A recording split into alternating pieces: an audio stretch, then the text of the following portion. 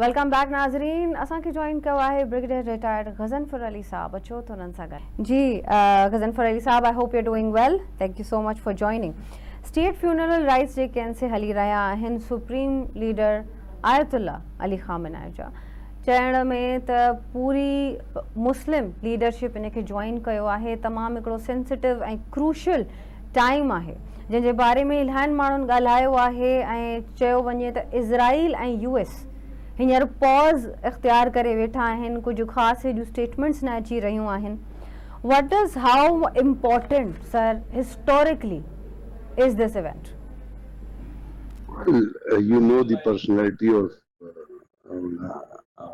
Khamenei. He was a very towering personality थी, बहुत बड़ी personality थी। वो पाक अपना ईरान के सदर रहे और उसके बाद वो सुप्रीम लीडर बने। 36 साल कोई ईरान में वो ईरान के सुप्रीम लीडर रहे। तो आप इमेजिन करें, उसके साथ साथ he was a very great author also. And the books he wrote on Islamic ideology, books he wrote on Nahjul Balagha, they are the masterpiece thing. And he was a man जो morality, अपना state craft, जो diplomacy, जो आप दुनिया के एक state को, एक रियासत को चलाने के लिए चीजें चाहिए होती है, वो उनको बड़ा मौसर तरीके से रिप्रेजेंट करते थे। उनके ख्यालात जो थे वो सिर्फ किसी फ़िक़्ह या किसी ज़ात या किसी एक फ़िरक़े से रिलेट नहीं करते थे। वो इस्लाम को एक यूनिफाइंग फोर्स के तौर पे देखते थे। इसीलिए आपने देखा कि वो उन्होंने 36 साल he been supreme leader of Iran.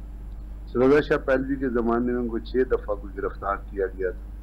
वो एक ऐसी पर्सनैलिटी थे जो दुनिया के ऊपर न सिर्फ ये कि एक लीडर के तौर पे बट एक मॉरल और एक इस्लामिक प्रीचर, फॉलोअर और एक टीचर के तौर पे दुनिया को सबक देते थे। यानी जब उन्होंने कहा कि ईरान न्यूक्लियर प्रोग्राम के अंदर न्यूक्लियर बम नहीं बनाएगा and we will use nuclear programme only for civil use, तो आप अंदाजा लगाइए कि वो इस चीज को किस तरह समझते थे कि न्यूक्लियर वेपन जो है, हालांकि वो आपकी स्ट्रेंथ के लिए चाहिए होता है। बिल्कुल। मैं पर्सनली ये फील करता हूँ कि ईरान के पास न्यूक्लियर वेपन होना चाहिए, क्योंकि अगर इसराइल के पास 90 इवन फॉर डेटरेंस, जी हाँ, अगर इसराइल के पास है तो ईरान भी इसी दुनिया का एक मुल्क है ना, लेकिन उसके बावजूद उन्होंने ईरान के अंदर एक ऐसी टेक्नोलॉजी डेवलप की जो आपने देखा मिसाइल टेक्नोलॉजी, या उसके साथ साथ जो उन्होंने उसकी स्ट्रेंथ को बिल्डअप किया, वो IRGC के साथ जिस तरह उनका लिंकेज रहा और IRGC को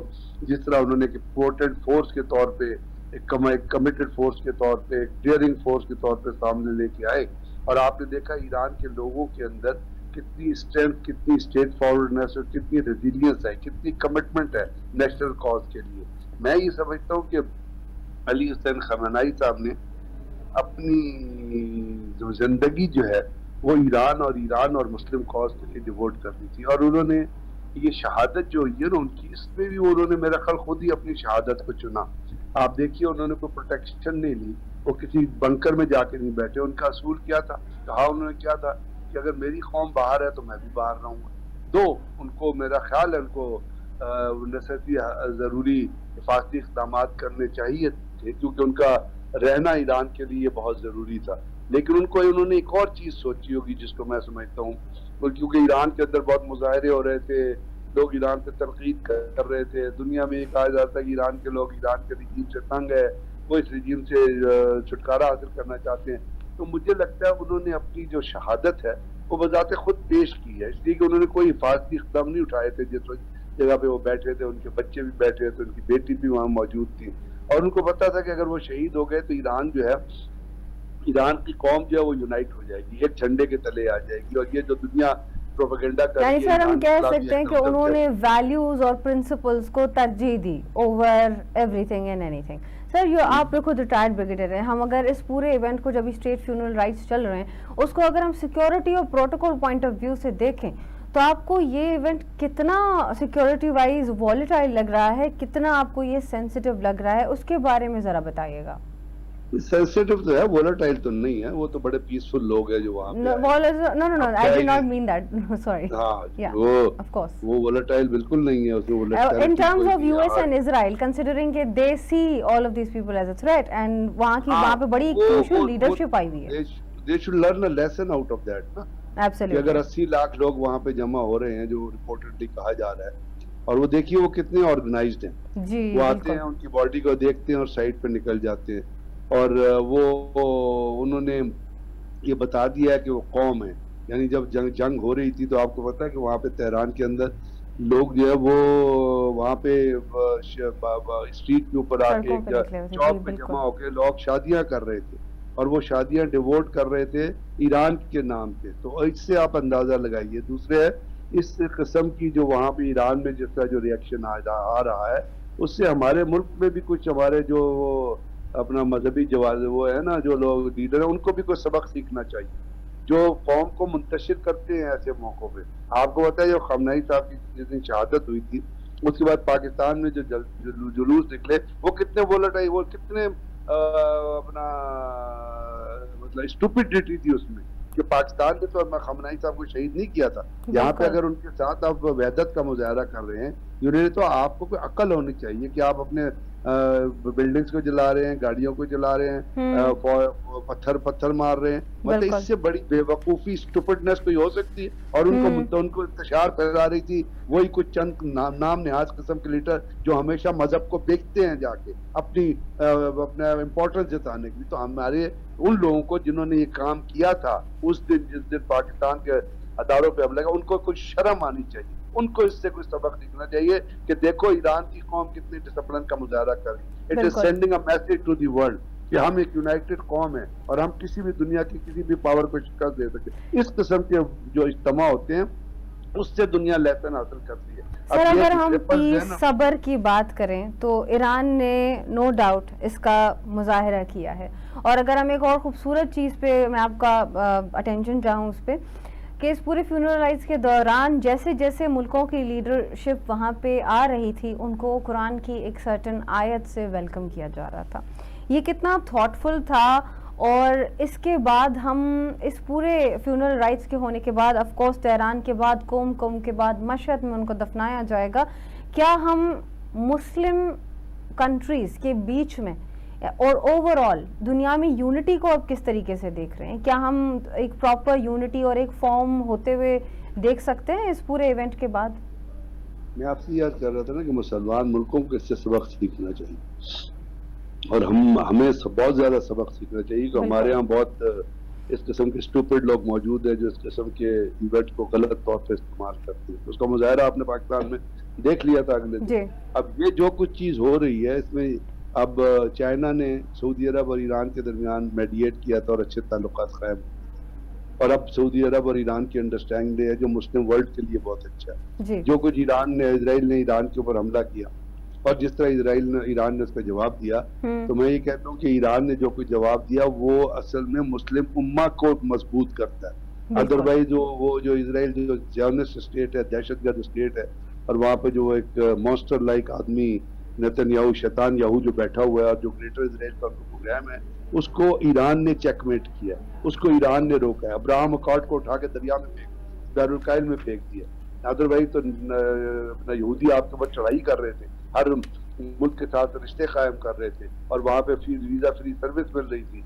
तो बात यह है कि ये जब यूनिटी अगर मुसलमान ममालिक में रहेगी, जिसका मुजाहरा इजराइल ने कर दिया, तो अमेरिका क्या दुनिया की कोई ताकत। सर आपने अभी बड़ी इम्पोर्टेंट अल्फाज में बोला, इब्राहिम अकॉर्ड की अभी आपने बात छेड़ी, जरा उसके हवाले से बताइएगा। बीच में इन पूरे कॉन्वर्सेशंस के होने के बिल्कुल दरमियान यूएस ने ये बड़ा क्लेम किया था और बोला था कतर को, सऊदी को, पाकिस्तान को, ओवरऑल कहा था कि इब्राहिम अकॉर्ड को दोबारा से रिवाइव किया जाए, और एक जाहिर है उसको एक्नॉलेज करना और रिवाइव करने का मकसद है इजराइल के एग्जिस्टेंस को एक्सेप्ट करना, नॉर्मलाइज करना उसके रिलेशनशिप को एंड ऑल दैट।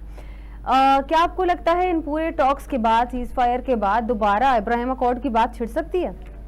मैंने आपसे कहा ना पाकिस्तान ने इब्राहिम अकॉर्ड पे क्या स्टेटमेंट दी है, सऊदी अरब ने क्या स्टेटमेंट दिया। इब्राहिम अकॉर्ड दफन हो गया बिल्कुल, और किसी मुल्क को डरना नहीं, इसका रिवाइवल हमें नजर नहीं आएगा दोबारा। अमेरिका किसी का कुछ नहीं बिगाड़ सकता अगर आप अपने पांव पे खड़ा हो सीख लेना। जैसे ईरान ने आपको सबक दिया है पूरी दुनिया को सबक दिया है कि अगर आप अपने पाँव पे खड़ा होना सीख लें और ये शैतान हो जैसे यजीद के सामने आप एक शीशा पिलाई हुई दीवार की तरह खड़े हों या वक्त के यजीद के सामने आप खड़े हों तो कोई आपका कुछ बिगाड़ नहीं सकता। मुस्लिम दुनिया को ईरान की इस चीज से सबक हासिल करना चाहिए कि इस ईरान के इस एक्ट की बदौलत, ईरान की इस डिटरमेंट्स की बदौलत, ईरान की इस डिटर्मिनेशन की बदौलत, ईरान की इस कमिटमेंट की बदौलत, ईरान की इस ब्रेवरी की बदौलत, ईरान के इस हक के ऊपर खड़े होने की बदौलत जो है वक्त के यजीद को शिकस्त हो गई है। और फिर एक दफा ईरान ने जो कुछ मुजाहरा किया है, आपको पता है अब उनको अली खamenei को अपना इमाम अली रजा जो बजाते खुद 8वें इमाम थे और उनको अली, आपको पता है अल रिदा उनको कहा, मूसा अल रिदा उनको कहा जाता है, जिसके बाद जिसका मतलब ये है कि उनको बिलीवर्स भी लाइक करते हैं, अल्लाह ताला भी लाइक करता है। तो वो थे अपना उनके वालिद 7th इमाम थे मूसा अली काजिम, उनके पहलू में दफन किया जाएगा। वो कितनी बड़ी ऑनर है, वो कितने बड़े इंसान थे। और उसी तरह उनका रुतबा जो अली खamenei का, वो इमाम अली रजा के साथ जब जाएंगे तो दुनिया के अंदर ये मैसेज जाएगा कि अगर आप अपने पाँव पे खड़े रहें, मुसलमान ममालिक अपने पाँव पे खड़े रहें, ये अमेरिका से दबे ना, डरे ना, अपने डिसीजन खुद करें, अमेरिका के जूते ना चाटें, अमेरिका से कोई तवक्कुआत वाबस्ता ना करें। अभी आप देखा कि पाकिस्तान ने कितना ग्लोबल पीस के लिए काम किया है। जी क्या बिल्कुल पाकिस्तान बिल्कुल के अंदर जितनी शहादतें दहशतगर्दी सर, पाकिस्तान की पोजीशनिंग बहुत जो है इसके बाद स्ट्रांग हो गई है इनफैक्ट, एब्सोल्युटली। तो अब तो इसलिए अब ये सबक सीखने की जरूरत है और इस तरह लेके अपनी स्टेट पॉलिसी को लेके आगे चलने की जरूरत है। बिल्कुल। Thank you very much. जी thank you sir, thank you for joining, thank you. जी नाज़रीन, 1000 यजीद हिक तरफ़, हिकिड़ो हुसैनी हिक तरफ़। चवण जो मक़सदु आहे त हिन वक़्त जे यज़ीद खे जहिड़ी शिकस्त आई हुजे। And truly supreme leader Ayatollah Ali Khamenei lived like Ali, died like Hussain. ऐं उन खां पोइ हिननि जो दफ़नायो वेंदो जॾहिं मशहद में। इन खां पोइ 9th of जुलाई ताईं, 4th खां वठी 9th of जुलाई ताईं ये सॼियूं प्रोसेशन्स कैरी फॉरवर्ड थींदियूं। तमामु सेंसिटिव टाइम आहे, पर इहो हिकिड़ो अहिड़ो वक़्तु आहे जंहिंमें माण्हुनि खे ॾिसणु खपे, पाण सभिनि खे गौर फ़िक्र करणु खपे त सही ऐं ग़लति में छा फ़र्क़ु आहे। ऐं अगरि हिकिड़ो बि आवाज़ु उथारे थो अगेंस्ट यज़ीदियत, अगेंस्ट ऑपरेशन, उहो ई काफ़ी हूंदो आहे। त नाज़रीन, इन ई सां असीं हिकिड़ी शॉर्ट कमर्शियल ब्रेक जी तरफ़ हलंदासीं। ब्रेक खां पोइ तव्हां सां वापसि मिलंदासीं ऑन आवाज़ 360।